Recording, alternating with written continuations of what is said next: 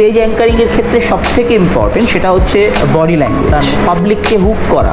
আমি কিভাবে কথা বলবো, তোমাকে দুটো এই জানতে হবে যে আমি কিভাবে কমিউনিকেট করি। তোমার প্রোগ্রামে তুমি যত তাকে ইনভলভ করাতে পারবে তত কিন্তু তোমার প্রোগ্রামটা অনেক দেখতে বেশি সুন্দর হবে। কথা বলার মধ্যে একটা ধরন থাকে। আজকে যেটার ক্লাস করব সেটা হচ্ছে, এর আগের দিন আমরা দুর্গাপুজোর টেলিভিশন পার্ট করেছি। আজকে আমরা দুর্গাপুজোর সময় প্রচুর স্টেজ অ্যাঙ্কার আমরা তাদের কাজ দেখি। আমরা আজকে দুর্গাপুজোর স্টেজ অ্যাঙ্কারিংয়ের পার্টটা কীভাবে হয়, স্টেজ অ্যাঙ্কারিংয়ে আমরা কী করি। স্টেজ অ্যাঙ্কারিংয়ে মূলত থিওরিতে দেখো, তোমাকে আমি একটা স্ক্রিপ্ট দিলাম, তোমরা লিখলে, তোমরা বললে, এটা সবাই পারবে। কিন্তু মূলত যেটা স্টেজ অ্যাঙ্কারিংয়ের ক্ষেত্রে সবথেকে ইম্পর্টেন্ট সেটা হচ্ছে বডি ল্যাঙ্গুয়েজ। আমি কিভাবে কথা বলবো, আমার কথা বলার টোন কী থাকবে, মানে আমার ভোকাল, যেটাকে আমরা বলি ভয়েস মডিউলেশন, আমার বডি ল্যাঙ্গুয়েজ, আমার ভয়েস মডিউলেশন, আমার এক্সপ্রেশন, আমি কিভাবে আমার যারা অডিয়েন্স আছে তাদের দিকে আমি আই টু আই কন্ট্যাক্ট করবো, যে তারা বুঝতে পারে যেন যে না আমাকে তারা কিছু বলছে।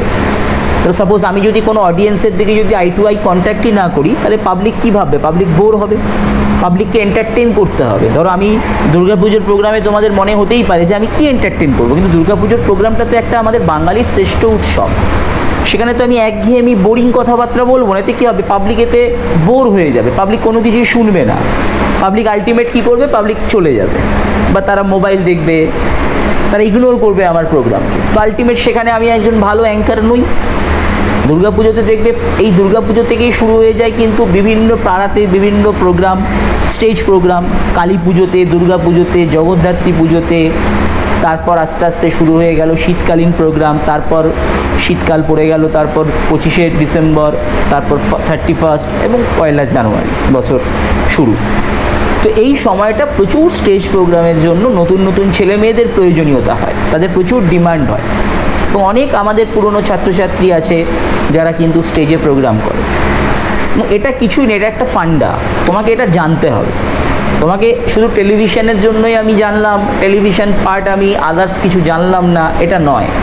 তোমাকে দুটো এই জানতে হবে যে আমি কিভাবে কমিউনিকেট করব, আমি কিভাবে কথা বলব। এই কমিউনিকেশন থিওরিটা তোমাদের হয়েছে, বাট প্র্যাকটিক্যালি এটা করা খুব ইম্পর্টেন্ট। প্র্যাকটিক্যালি লোকের সাথে 1 to 1 কথা বলা, ইন্টারভিউ নেওয়া, লোককে হুক করানো, পাবলিককে হুক করা, পাবলিকের অ্যাটেন্ডেন্স, তার মধ্যে কী চলছে, এবং তাকে তোমার প্রোগ্রামে তুমি যত তাকে ইনভলভ করাতে পারবে তত কিন্তু তোমার প্রোগ্রামটা অনেক দেখতে বেশি সুন্দর হবে। দেখো আমরা সবাই জানি কথা প্রত্যেকেই বলতে পারে, কথা আমি বলতে পারি, আমার চেয়েও ভালো অনেকে কথা বলতে পারে, অনেক ভালো বেশি কথা বলতে পারে।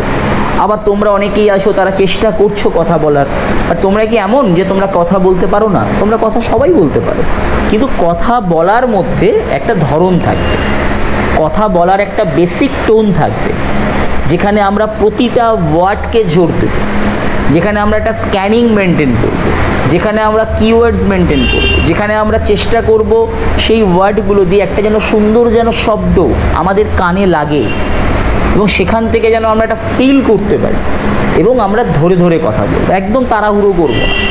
তুমি তাড়াহুড়ো করে কথা বলা মানেই তুমি যে ভাবছো যে আমি তাড়াতাড়ি বলে দিলাম হয়ে গেল, তা নয়।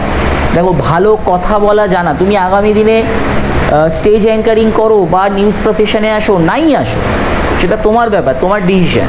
বাট তুমি যদি একজন ভালো কথা বলার ব্যক্তি হও, যে তুমি খুব ভালো কমিউনিকেট করতে পারো, ভালো কথা বলতে পারো, তোমার স্পিকিং পাওয়ার খুব সুন্দর, এটা দেখবে নিজের ভালো লাগবে। তুমি যে কোনো ফিল্ডে যে কোনো ব্যক্তির সাথে তুমি খুব সহজে কথা বলতে পারো।